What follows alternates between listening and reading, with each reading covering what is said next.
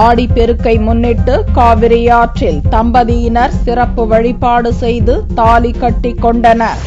காவிரி நதியை தெய்வமாகவும் தாயாகவும் மதித்து ஆடி 18ஆம் தேதி அன்று இந்துக்கள் ஆடிப்பெருக்கு பண்டிகையாக கொண்டாடுகின்றனர்.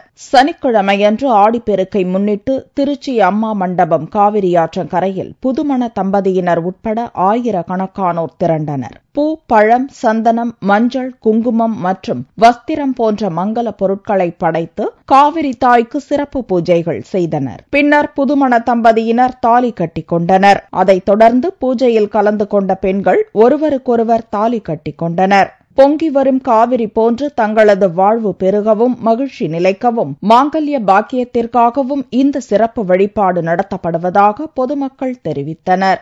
இந்து சமய வழிபாட்டுல இயற்கையை வணங்குறத ஒரு வழக்கமா பழங்காலம் தொட்டு வந்துகிட்டு இருக்கு. அதுல பஞ்சபூதங்களுக்கும் ஒவ்வொரு விழா நடத்துறாங்க. இன்னைக்கு நீர் ஆதாரத்துக்கு நடக்கிற விழா இது. விவசாயிகள் போன வருஷம் ரொம்ப கஷ்டப்பட்டவங்க இந்த வருஷம் விதைச்சிருக்காங்க. சரியான நேரத்துல மேட்டூர்ல தண்ணியை திறந்து விட்டு இப்ப தண்ணி வருது. இந்த காவேரியை வரவேற்கிற விதமாவும் அதுக்கு நன்றி செலுத்துற விதமாவும் இன்னைக்கு பூஜையை நடத்துறோம்.